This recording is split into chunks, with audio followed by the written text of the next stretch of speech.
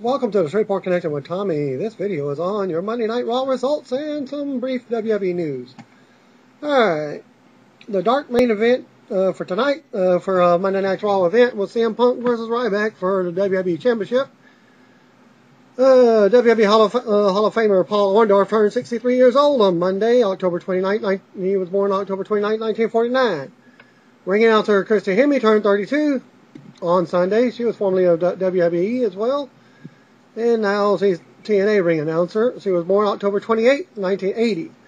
Former WWE wrestler MVP, real name Hassan Hameen Assad, turned 39 years old on Sunday.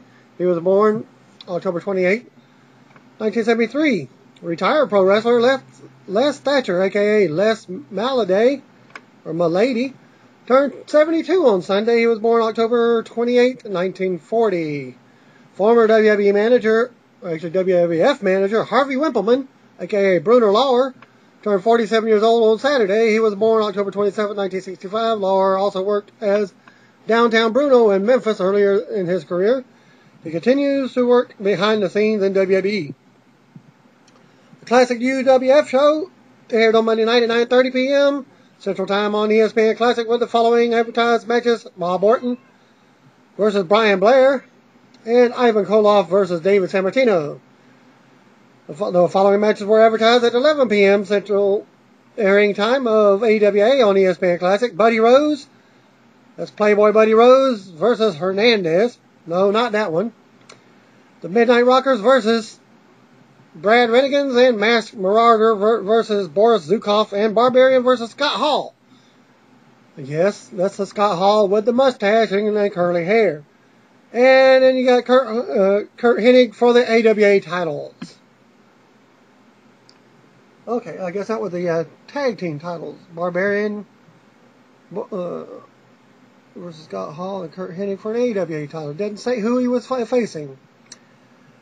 WWE wrestler Derek Bateman indicated that he underwent knee surgery on Tuesday by Twitter. That was yesterday.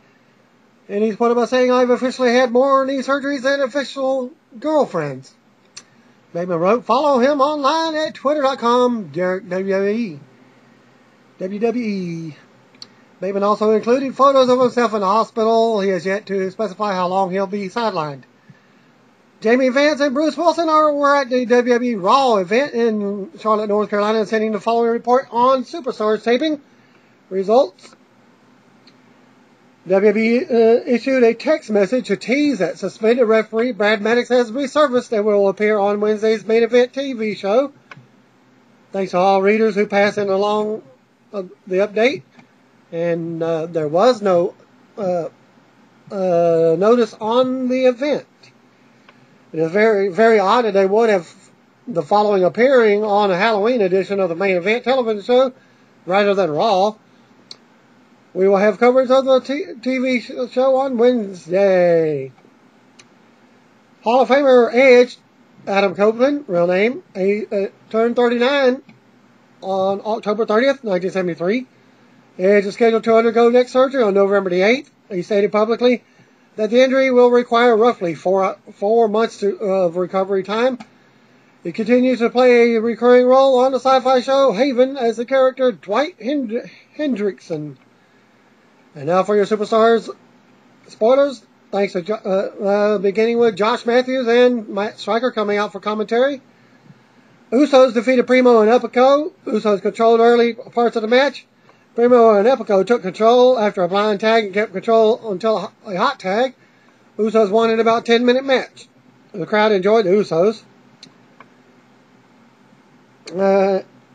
In between matches, they had a live cut on the USA Network.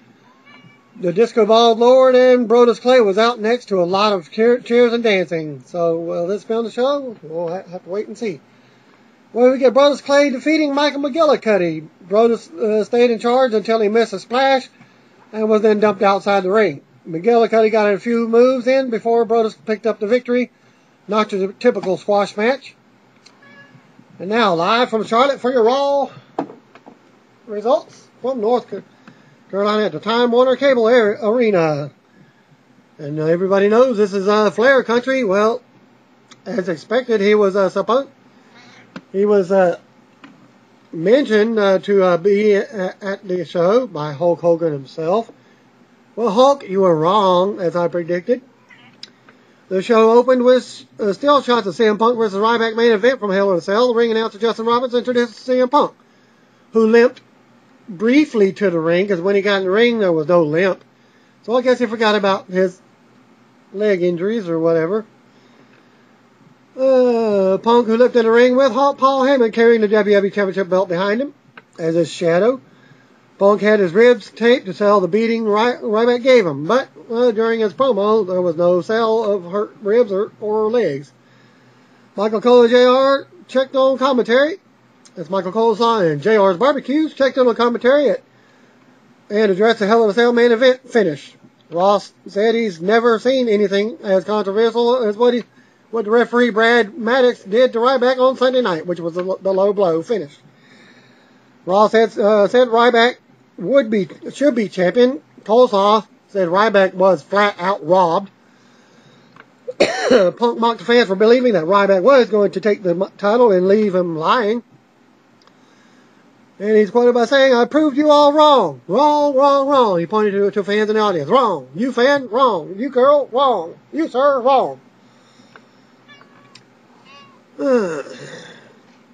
You were all wrong. Punk gloated, and he survived, as he said, he survived all the fans' heroes. He boasted that he beat Rey Mysterio, Randy Orton, and John Cena already. Punk then said he had no idea that rogue official Brad Maddox was going to low blow Ryback. He pointed out that Maddox was hired by former general manager AJ Lee. He recalled Maddox costing him a match on Raw and questioned whether he was trying to return the favor. He says, "Trust me when I tell you I had nothing to do with it," unquote, as Punk said. Punk said he's on day 344 as the WWE champion. He said he looks at Ryback in a completely different way. He's behind me. I beat him. It's done. There will not be a rematch. Mick Foley's music interrupted Punk's promo. Punk threw a fit because he was cut off, and then mocked Foley for being a homeless man, displaced because of the storms.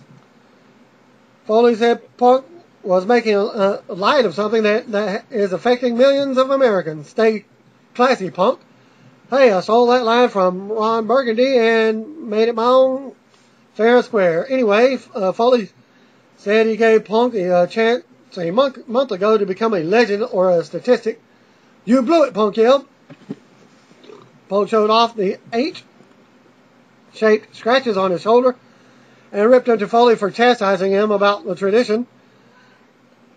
He goaded the crowd by saying he doesn't suck because he's not from Charlotte, which drew good heat. Punk then said if Foley wants to talk tradition, they could have a traditional Survivor Series match between Foley versus Team Punk. Well, I was expecting Team Foley versus Team Show. Well, Team Show may have Show may just have a rematch against Sheamus for later on, as he's got a rematch at the SmackDown TV taping on November 27th at the event. It did say champion, but it did not say who was champion. Well, Foley says, "You're on." You're on, Foley said regarding to Survivor Series Challenge. The fans chanted Foley's name, Ryback's music played, and he's headed to the ring. So we already know that he's the first man. Punk and Heyman snuck out through the crowd. Ryback led the crowd in "Feed Me More" chants, and Ryback's first match. A good opening segment with a surprise appearance by Foley.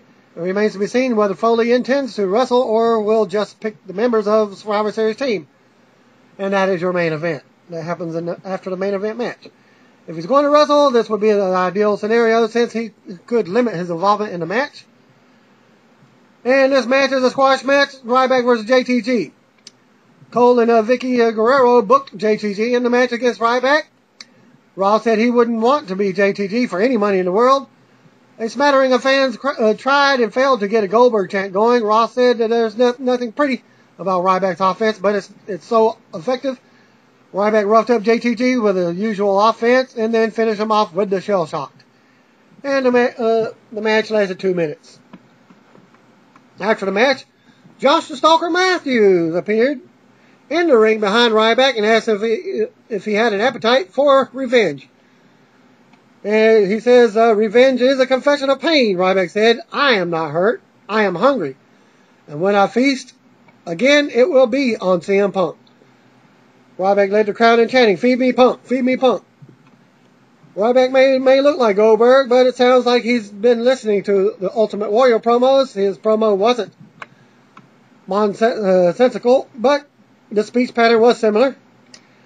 The announcers narrated a clip of Big Show knocking out Sheamus at the pay-per-view as the actual uppercut, and then the WMD. And then the hype Randy Orton versus Wade Barrett for after the break. Randy Orton versus Wade Barrett. Barrett did not get a televised entrance. The announcers aired footage of Barrett's win over Orton on SmackDown, but they didn't mention nothing about it on the pay-per-view. Cole wished the East Coast viewers the best with Hurricane Sandy, and told them to write it out. Orton dumped Barrett to ringside, heading into a commercial break. After the commercial, Barrett regained control after the break and nailed Orton with a big boot. And then he was hung up in the ropes. Barrett licked the tape off of on his fist. Orton started his comeback and performed the power slam, followed by the draping DDT. Orton struck the Viper's pose and went for the RKO, but Barrett shoved him off and executed a side slam for a 2 count. Barrett went for a clothesline, but Orton ducked it and dropped him with an RKO for the win. And the match took 10 minutes, 10 seconds out of our life. Barrett hanging out with Sheamus and Orton in recent matches is helping him, but having Orton avenge his loss on SmackDown this quickly hurts whatever momentum Barrett was developing. Backstage segment with Piggy Guerrero and AJ bickering. AJ insisted that she did not have an affair with John Cena. She said that they are only friends. Vicky said that the board of directors asked her to consider hiring AJ back as an in-ring performer. Vicky said that she had all the information she needed and wished her a good day. And they always forget that Dolph and Vicky have been confrating and also been whatever. Vicky's been Googling them, looking them down, patting them down, whatever. Well, AJ called her back and apologized. She said she wants to be an in-ring performer. Vicky asked AJ what her biggest weakness is. AJ then said that she became too emotionally attached to her job. Vicky then asked if she's crazy. AJ flashed her mean face. Vicky told her to come to her office later and give her one good reason why she should get a contract as they go to commercial break. Vicky, as the managing supervisor, can't end quickly enough. I enjoy Vicky's little excuse me act by putting her in the authority figure role like it's like a step backwards. The logic is that AJ was fired for fraternizing with talent is beyond ridiculously considered that Vicky's character has been doing the same thing with fraternizing with Edge, Dolph Ziggler, etc. And that other wrestler, I can't forget his name. He was right before Alberto Del Rio came in. He was a Mexican character as well. Well, that didn't last long either. Match number 3, Daniel Bryan and Kane. Team Hell No versus the Primetime Players in a non-title match. Players wore their pink gear with the ribbons and a logo that read, real men wear pink. In the end, Bryan locked Darren Young in the no-lock, orgasm lock, and got the submission win. Daniel Bryan and Kane defeated the Primetime Players in 4 minutes 25 seconds. As backward as it may seem for heels to wear the pink gear for the cancer awareness effort, I'm not bothered by it. After all, it's all business. It's all for entertainment purposes anyways. Are we really supposed to believe that heels are pro-beast cancer? Or pro-breast cancer? Of course. It did look odd that the heel team wore the pink while the babyfaces wore their usual gear aside from Bryan's pink wristband. Announcers hype comments from Sheamus following a title loss at the Hell in a Cell. A shot there to Piggy Guerrero walking backstage and JR hyping that Vicky promised to prove that John Cena and AJ had an affair as they go to commercial. And then for SmackDown questioned whether Sheamus or Big Show left Hell in a Cell as World Heavyweight Champions. I could get all worked up, but since this is already, they've already told us the outcome of the match. They do this every month.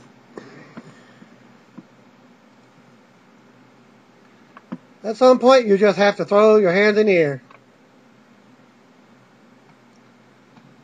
Footage of Foley and Punk segment from earlier in the show. The announcer spoke about the Brad Maddox situation, and his image was shown on the screen. They had footage of Maddox counting a pin on Punk, even though his foot was on the ropes from about a month ago during a Raw tag match.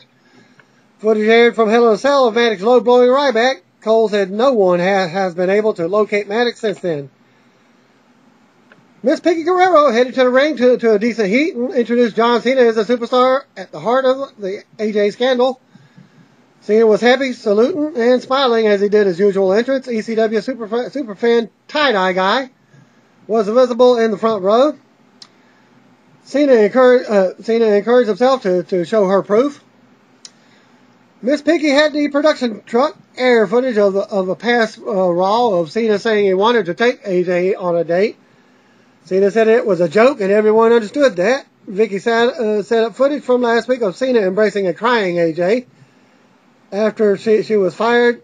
Then Cena said AJ lost her job because of Vicky, and he was consoling her. And then Miss Piggy questioned whether friends meet for romantic dinners. For instance, my ex-wife and the former member of the Shreveport Connection, Stephen Paul Stewart, and I do reference that in broad, quote-unquote, you just don't go out late at night with a married woman, asshole. A photo of Cena and AJ having dinner together. Cena said that they explained why they had a business dinner. Vicky aired footage of the Cena motioning for AJ to join him on the elevator. You are busted, a few fans chanted. Cena said he knows how it looks. He said AJ lost her job and was going to confront Vicky, and he talked her out of it. Cena said it was two people on an elevator, and that's it. Cena said that he walked AJ to her door after the elevator ride, and that was it. Vicky asked if AJ opened her hotel room door for Cena. Vicky started to tear into AJ. Cena cut her off and said Vicky can call him all the names she wants, but AJ is stronger, more resilient, and attractive than Vicky. Vicky played up to Cena saying AJ is attractive. Dolph Ziggler made his entrance, and he thinks people have seen enough to know something was up between Cena and AJ. Cena grabbed Ziggler and told him not to mention his and AJ's name in the same sentence again as they go to commercial. This storyline is awful. Vicky's evidence was somehow tamer than expected. I thought we'd at least get doctored photos, which was actually shown on Raw. Not just the footage of Cena and AJ on the same elevator, as it looked like a blown up Cena's head and a blown up AJ's head sitting together with at a table. I mean, I've shared elevators with thousands of women, and it's only led to hundreds of sexual encounters? Not. Okay, that's a bad example. Cena's sudden protectiveness of AJ is totally out of left field. I would ask why he suddenly cares about her, but I wouldn't want anyone to misinterpret that to mean I give a damn. Antonio Cesaro cut a mid-ring promo about fat kids begging for sweets from irresponsible adults who don't see a crisis when it's standing right in front of them. When it's dressed up like a fat Power Ranger. Miz was on commentary and backed up Cesaro's statement. And we get Kofi Kingston versus Antonio Cesaro in a champion versus champion match. Miz was on commentary for the match. The match spilled to ringside, where Kingston threw Cesaro over the announcer table and knocked Miz over. Miz got up and attacked Kingston for the disqualification. The heels teamed up on Kingston until R-Truth made a save, putting the tag team possibly back in shape. Kingston and Truth cleared the ring. And so Kofi defeated Antonio Cesaro in 2 minutes 35 seconds by disqualification. JR's Barbecue hyped that Team Foley and Team Punk would be revealed for Survivor Series later on. As they go to commercial.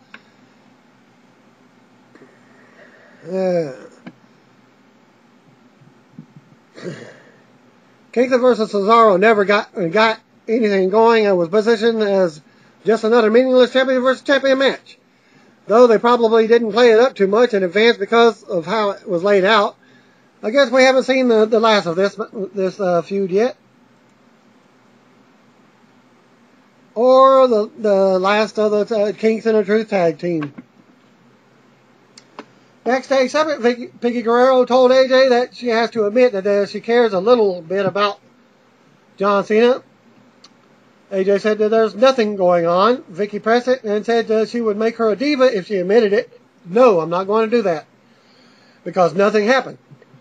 AJ said, as AJ said, she also said WWE means everything to her, but Vicky isn't worth lying for hurting Cena or shredding her dignity. Vicky told her she's hired under the condition that she'll never be allowed around the company again if she lays a hand on her.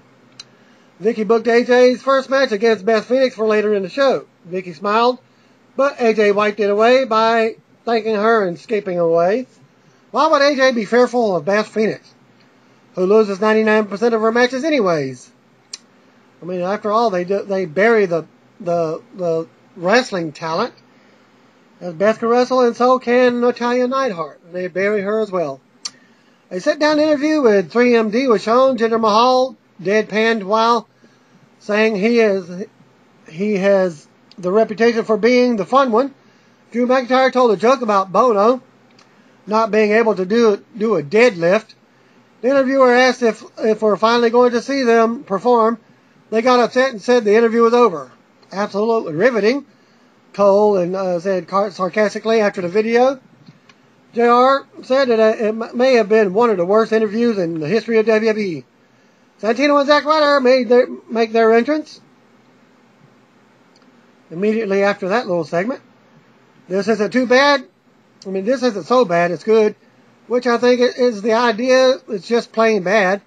Aren't you happy Raw is 3 hours long so that they can find time for compelling programming like 3MD and the AJ Saga? Match number 5, Zack Ryder and Santino Marella versus Heath Slater and Jinder Mahal with Drew McIntyre at ringside. Santino received a good reaction when he checked into the match. He put on the Cobra glove and knocked McIntyre off the apron, but then walked into Slater's finish. Slater and Mahal defeated Zack Ryder and Santino Marella. Heck, I didn't barely even see Zack Ryder in the match at all. The announcers hyped the reveals of the Punk and Foley teams for Survivor Series and Beth Phoenix versus AJ Lee. Commercial break. An ad for the WWE main event, hyping Randy Orton, Sin Cara, and Rey Mysterio versus Alberto Del Rio and the Primetime Players in action. Heath Slater was good. Dumb fun. 3MD is painful. The good news is that we haven't been subjected to a bunch of bad Halloween comedy. Maybe they're saving it for the WWE main event that will air later on this evening. Michael Cole announces on commentary that Jerry Lawler will return to commentary on Raw on November 12th. Edition of Raw from Columbus, Ohio. In match number 6, AJ Lee versus Beth Phoenix. I did not see this match. Announcers played up the size difference. I mean, it was so fast. I was using the bathroom and walked outside to cool off.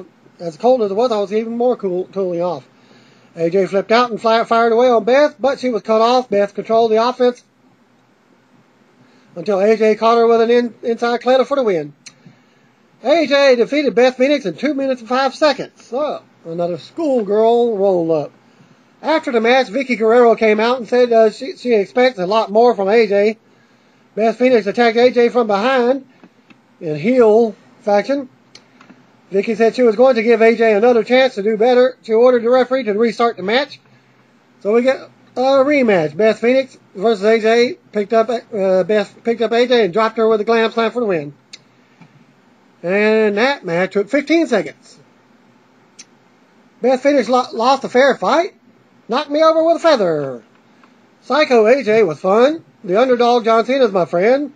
AJ isn't doing anything for me. I can't say that this won't work, but it has to be astonishing to see how badly they mismanaged AJ's character and how quickly her stock has fallen, and how much it will go even further when they release Beth Phoenix. How many more talented divas are they going to release? Next, probably Natalya. Highlights aired from earlier in the show of the CM Punk and Mick Foley angle. Highlights aired of Brad Maddox low-blowing a Ryback at the Hell in a Cell. Sheamus makes his entrance to a good reaction and announced a pullover that he may become the first man to kick out of the knockout punch before eventually falling to the second knockout punch. Sheamus was happy even though he lost. He said he came to WWE for fights, and that was the best fight he's ever had. Sheamus praised Show for being the better man on the pay-per-view. He said he's dying to fight Show again and vowed that it would be an all-out war. He said that when it's over, he'll still be standing in the ring with a smile on his face and World Heavyweight Championship back around his waist. Well, Big Show's music played and he walked out holding the World Heavyweight Championship belt on his head. Yeah, I wrote belt. You know why I wrote belt? Because it's a goddamn belt. It's designed to be fastened around the waist of a wrestler. Perhaps WWE would be in a better place if Vince McMahon spent more time worrying about the sad state of creative and less time thinking about pointless rebranding issues like this one. Wait, where are we again? Oh, Big Show gloated that Sheamus gave it everything he had, yet he was still able to take the title from him. Sheamus eventually had enough. He asked if Show has ever seen a ginger snap. He scooped up Show and performed white noise. Show got up quickly and was seething. The announcers hyped Rey Mysterio and Sin Cara versus Team Rhodes Scholars as they go to commercial. I'd rather see straightforward ass-kicking Sheamus, but I can live with happy Sheamus, minus the cornball jokes like we see here. It's hard for me to say whether White Noise was an impressive tonight for viewers who didn't see the pay-per-view, as it was when he hit the move during the actual match. It was a hell of a moment during the pay-per-view.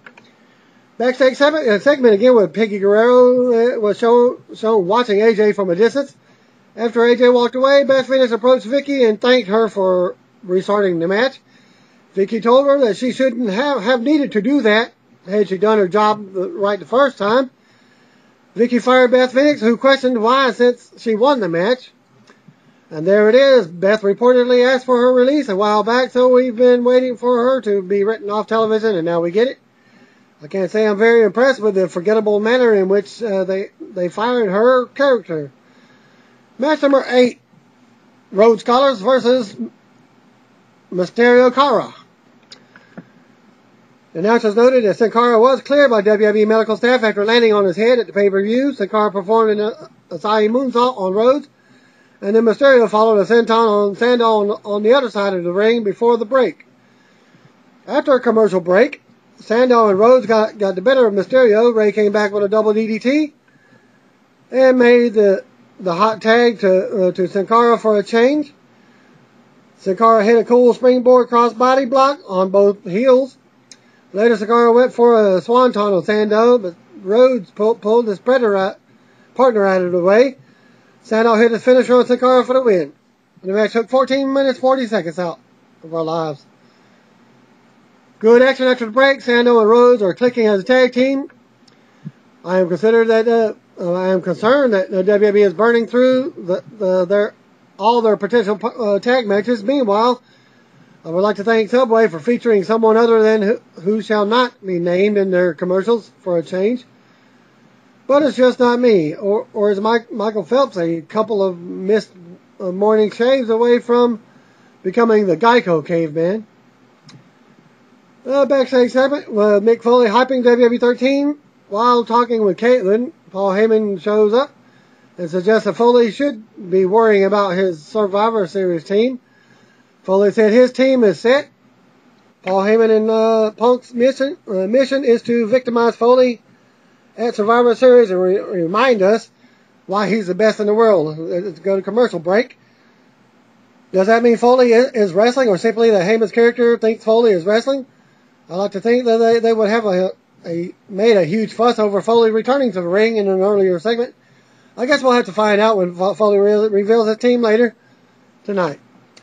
The breast cancer awareness video aired. Vince McMahon stood on the stage with members of the talent roster. Vince introduced John Cena, who unveiled a check for $1 million for the Susan G. Komen for the Cure charity. The director of the charity delivered an acceptance speech and expressed her gratitude. Cena pointed to a group of breast cancer survivors and their families in the crowd. Commercial break. Back to the break. A classic video to close out Breast Cancer Awareness Month on Raw.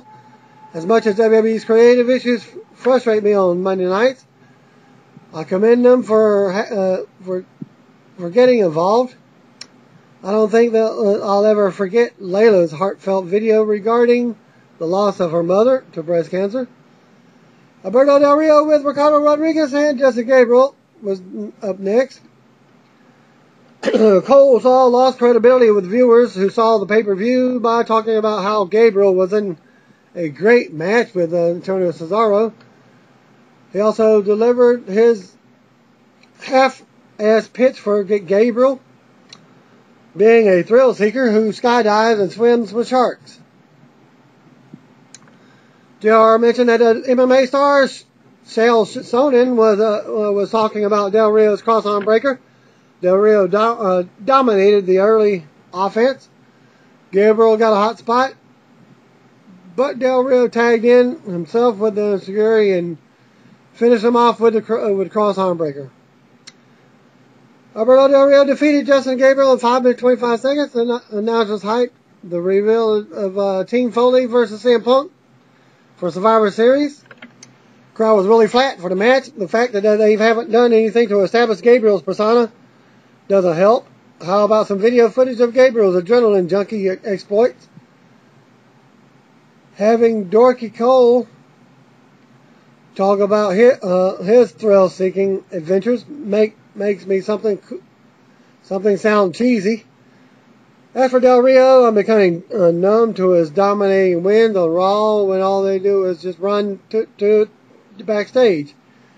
Paul Heyman introduced CM Punk. Once Punk arrived in the ring, a huge banner fell from the ceiling to show off the WWE 13 banner and the video game cover that featured Punk. Heyman introduced each member of Team Punk to Punk and build them up while doing the first. So first up was The Miz, who came out to a minimal reaction. Heyman said, introducing now Cody Rhodes and Damian Sandow as the next WWE Tag Team Champions. Ross noted that it was 2 teams of 5 competing against one another. Team Rhodes scholars received about 5 seconds of introduced music. Heyman then introduced Alberto Del Rio and included the rolling R's. That's Ricardo Rodriguez.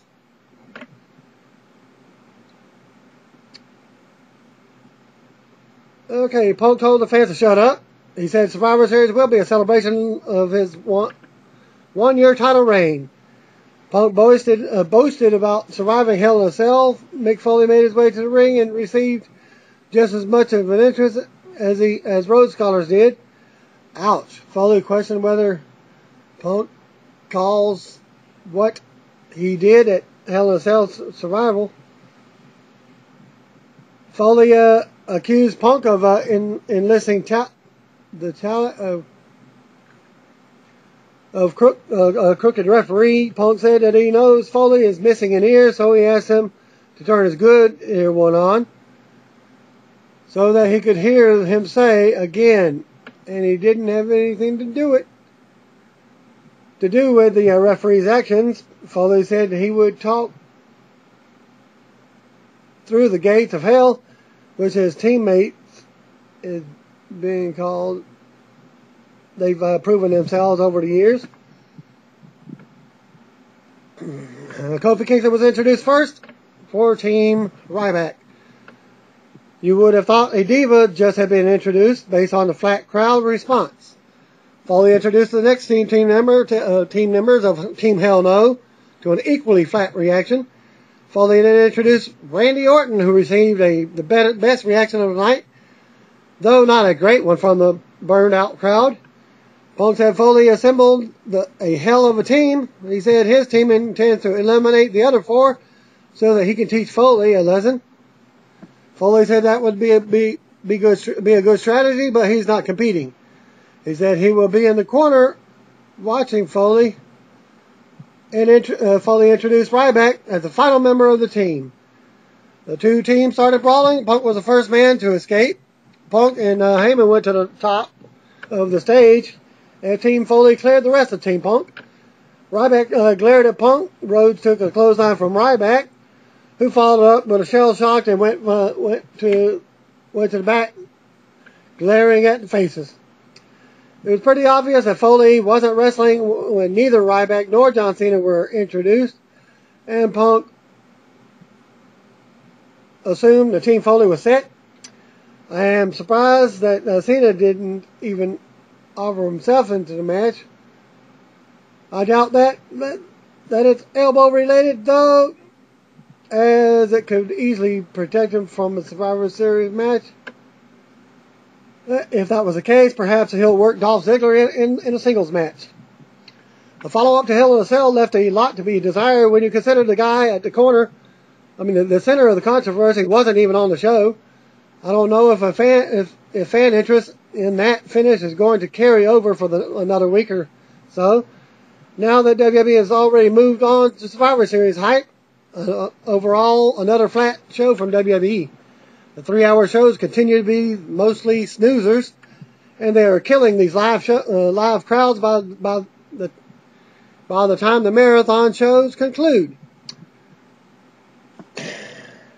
And I will give the results for the dark match after the next video. Thank you for watching, and peace out.